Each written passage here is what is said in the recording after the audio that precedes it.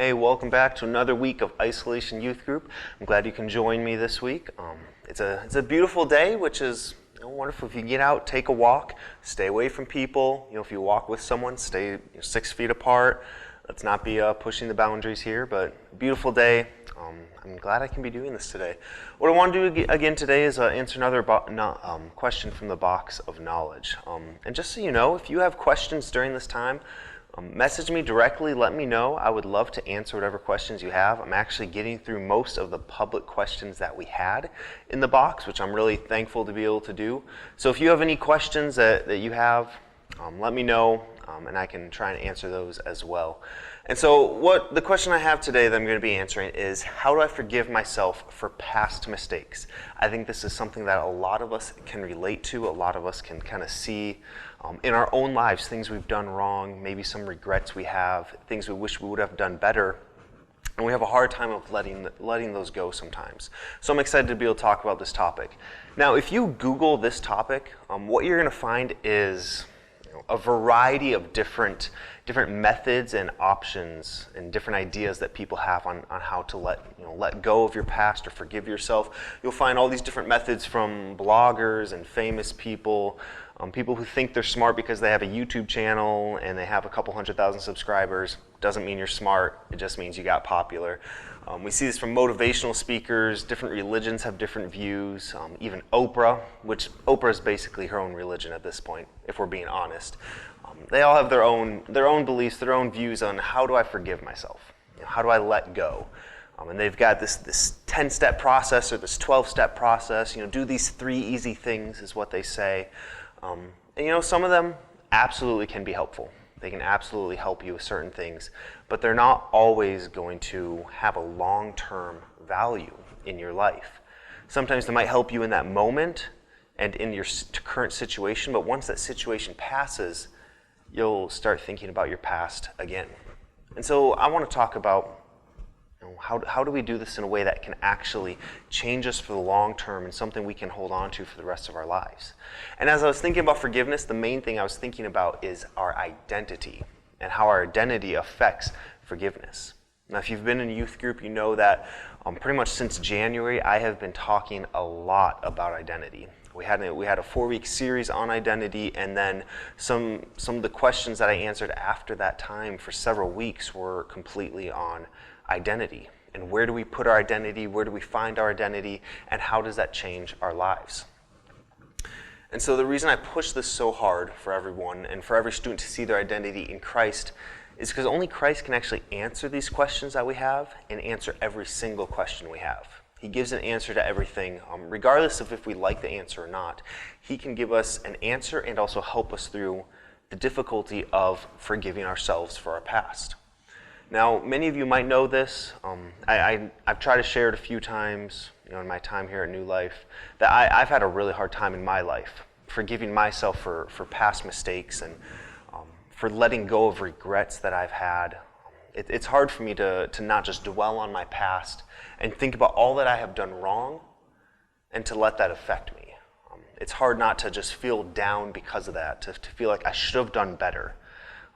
Like I said, it's something that's pretty common for all of us. I think we can relate to that, where we assume that because we've done wrong so much in the past that we can't do right. Even a couple weeks ago, I talked about depression. I guess it was close to a month ago now. A big part of depression is making you think that every day is bad, and it's because of what you've done, really. Because of what you've done wrong means that everything is going to be bad from now on. And so the problem that comes is that what we will do is that we place our identity now in the past. And we say that the past and what I have done back then is now who I am. And that defines who I am going forward. And what Christ wants to do is he wants to tell us that it's not about your past where you're supposed to be your identity. When you put your identity in Christ, you're actually putting your identity in the future. And often the problem to forgive ourselves is actually the problem of unbelief in what Christ says about us and what Christ says about our future, our life going forward. So I want to read a couple passages for you that talk about this. And the first one is in Romans chapter 8, verse 1. In Romans chapter 8, verse 1. Now, the problem we have is is when we look at our past and what we've done wrong, we condemn ourselves for that. We say that was awful, that was horrible. I cannot believe that I've done those things, that I did such a horrible thing, whether it was a week ago, whether it was yesterday, whether it was 10 years ago. We'll condemn ourselves for that. And here's what Christ says to us. In Romans chapter 8, verse 1, it says this. There is therefore now no condemnation for those who are in Christ Jesus. And verse 2 then says, for the law of the Spirit of life has set you free in Christ Jesus from the law of sin and death. And Jesus tells us that if you are in me, if you have put your identity in me, your past doesn't matter. You can't condemn yourself for that. You can't be condemned for anything you do once you have put your identity in me. See, Christ is the only one who can actually condemn someone, can actually say, you are wrong, you will have to be separated from me for your unbelief, for your unwillingness to put your faith in me. So if he says, if you've put your identity in me, you cannot be condemned, he's the only one who can say that and be truthful as he says that. It also says this in 2 Corinthians 5:17. 2 Corinthians 5:17 says this, therefore, if anyone is in Christ, he is a new creation. The old has passed away, behold, the new has come. See, we can't condemn ourselves because that's no longer who we are. Our past is no longer who we are because we're completely new. And it's not just a one-time thing. It is every single day Christ is making us new. You know, the moment we put our faith in him, he's officially made us new. He has reserved for us salvation. But every day we are continuing to work harder to grow more and more to be like Christ. So every day the wrongs that we do get wiped away as we are a new creation in Christ. So if we continue to condemn ourselves then for the wrong that we have done and say, you know, I made all these mistakes in the past, I can't forgive myself for that, are we truly saying that Christ has made us new? Are we saying that we believe that Christ has made us new and set us free from that? It's important to understand our lives are meant to be lived for Christ. That's what he says. He says, pick up your cross and follow me. He says that we are to abandon everything in the past, everything in our life, and to completely serve him. You know, he had people who came to him. I always think of the story of the rich young ruler who comes to Christ and says, hey, what must I do to have salvation? And Christ says, well, follow the law, you know, obey what the commandments say, know the scriptures. And the ruler says, yeah, I know that. I've done that all since I was a kid. And I've gone to church, I've gone to youth group, I've followed rules. And Jesus is like, yeah, that's awesome, that's great.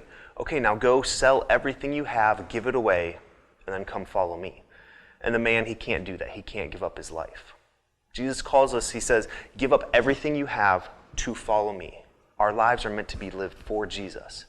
And if that is the case, the wrong that we do is not sin against ourselves, it's actually wrong against Christ, because our lives are his.